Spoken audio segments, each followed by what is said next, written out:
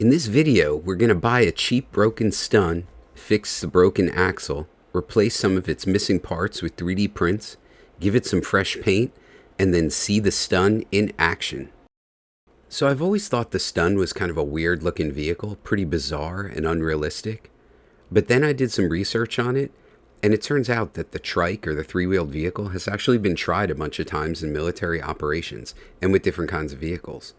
And so, even though Cobra does some fantastical different kinds of vehicles, I guess it's kind of based in some truth.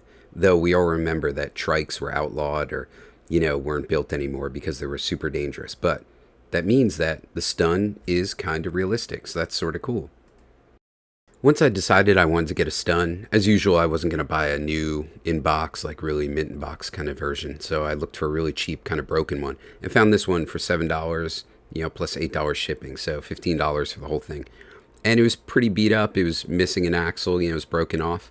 But it had a lot of the other parts, like the hubcaps and things like that seemed difficult to, to find and to replace. So I figured I'd go for this one. Once I got the toy, I inspected it, and I was pleasantly surprised with the toy itself. It was pretty heavy and beefy, and the tires were like this really nice rubber.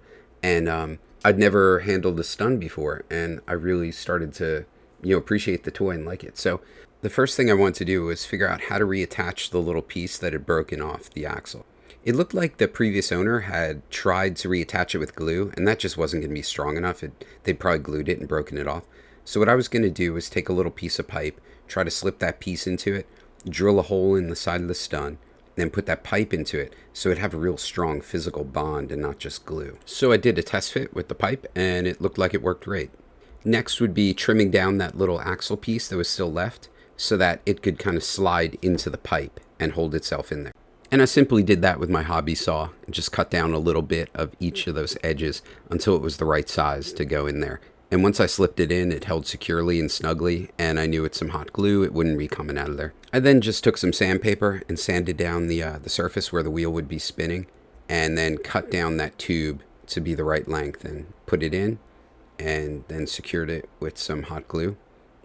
Put on the wheel for a test fit, and it looked great. I kept looking at the other wheel, which was nice that wasn't broken off, so I could check the alignment and make sure they were both kind of seated the same distance from the body of the vehicle. But as you can see here, it spun great, and it felt secure and really strong. So then I added some more hot glue just to make sure it wouldn't be moving at all and could deal with, rolling around and all that. And so did some tests, and it looked good. It was ready to roll, and I had a working stun, which was pretty awesome. So this was great, having a stun that worked and would roll around. But as you can see, it was missing a bunch of the bits, like the flag and the hatches and the little gun in the back.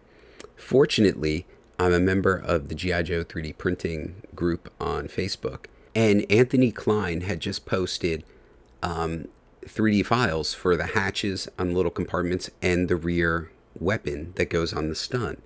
And then Mark Olson posted 3D files of the flags for the stun because of what Anthony Klein had posted. So this is awesome. This is exactly what I needed. So I grabbed the files and I printed them on my printer, and they looked great. And, put them onto the stun, and everything fit perfectly. It looked really good. It looked really stock, and I was just excited. Those guys are champions. They saved me so much time and so much effort, and their work is just incredible. So, big props to those guys for helping out others like myself who need this stuff. The only problem with the prints were that they were gray. So I grabbed some of my miniature paints and just used the plain old red and painted up the flags and the hatches and the gun. And it looked really good. Everything seemed to match up pretty well to what you'd expect the stock pieces to look like. So our stun is done. It's ready to roll. Let's put it into battle and see how it does. Yo, Joe.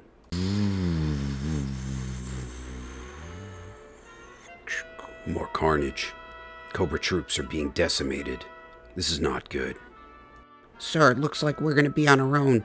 There's nobody gonna help us out. Yeah, we's gotta find a way out of here. We're on our own, that's for sure. Don't lose your cool. Fall back on your training. What are you guys looking at? I can't really see much from back here. What do you see? We're gonna head north.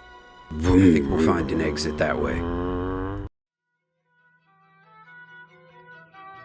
We're dug in good here. Any Cobra troops trying to get out, they gotta go past us. and then we got him from both sides. Right job, Beachhead. We'll get him in that crossfire and just rip him to shreds. None of those cobras are getting out. You got that right, Steeler. With that Mobat, nobody's gonna come past us. Let's stay frosty, people, and don't get too cocky. Keep your guard up.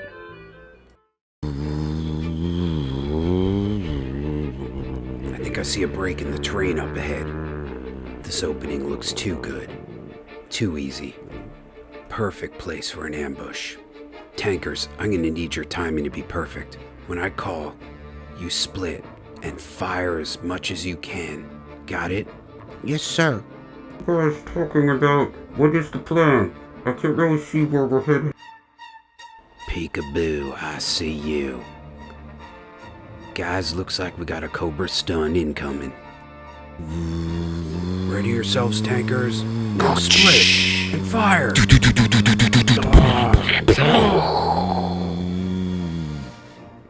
Well done, men. Perfect execution of the stun's abilities. Did we take him out? It looks like we got him. Oh, man. Well, we definitely got stunned.